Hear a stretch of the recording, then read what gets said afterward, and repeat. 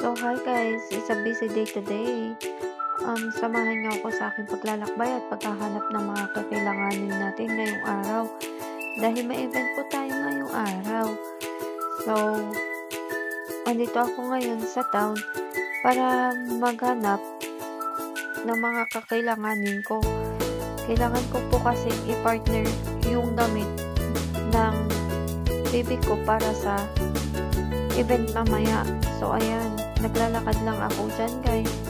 Mag-isa lang ako. So, ayan, nagpunta lang ako sa isang store dito sa town para maghanap ng mga kakailanganin ko. So, ayan, naghahanap na ako, guys. Nakita ko nga to. So, alam din ako ano ang event natin ngayon.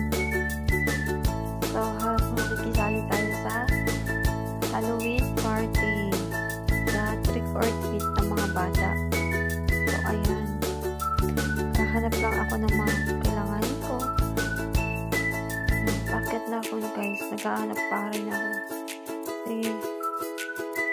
Hindi ko alam kung may mahahanap ako or wala. So, ayan lang, guys. Dahan-dahan ako umaakyat. So, hulaan nyo na lang kung nasan ako. Ayan. Tumigil ako dito para tignan kung meron na yung mga kailanganin ko sa muhok ng bata.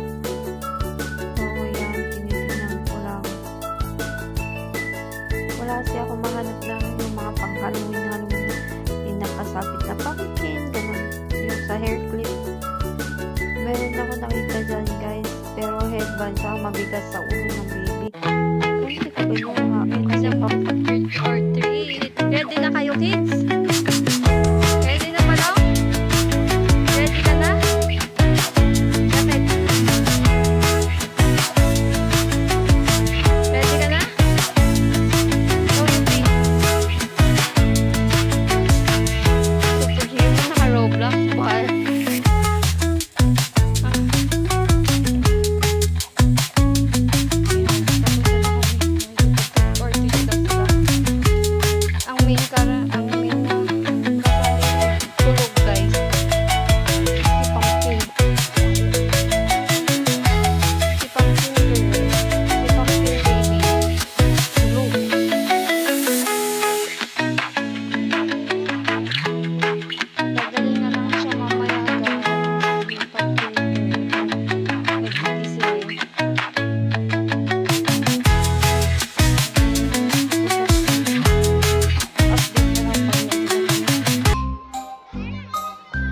So, ayan na, guys. Nandito na kami sa Trick or Treat Halloween party dito sa aming barangay. Ayan. So, ang gagandang costume. May best in costume na ako nakita. May mga, ay, talagang kabog kang nanay ka. Ang gaganda nila.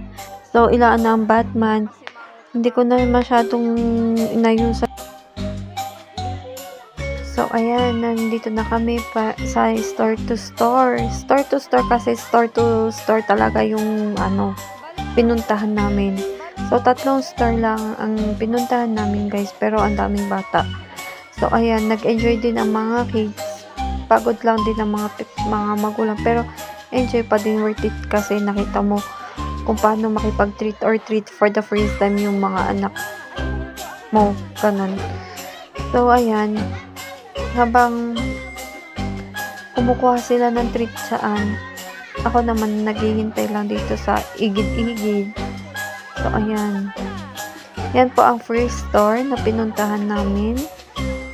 Kanila, Nanay Ida. So, ayan. Inihintay ko lang yung aking anak. Yun. Isingit siya dyan eh. Yan, daming bata din. Pero enjoy din talaga ang kids. So, alam ko na sa susunod na pag may trick or treat, syempre, alam mo na kung anong mga kailangan ng bata. So, ayun lang, guys. Habang tumatanda ka talaga, nakikita mo rin kung paano ka nung bata ka, diba? Kung paano mo i-enjoy pagiging bata mo. So, ito na ang aming second na store na pinuntahan kay Tito Bobby. So, ayan na po. At siya'y ano na. Ayan. So, yun lang. Wala pa dyan talaga si pumpkin girl. So, ayan na. Ayun, si Yuki. So, yan, naghihintay lang kami.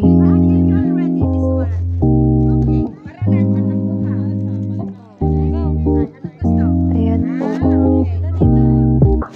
Hindi ko alam kung hindi ko na na-video yung third.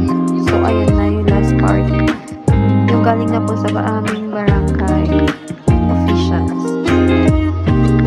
Pila na sila guys. Pila ulit. Ako, toothache ka dyan.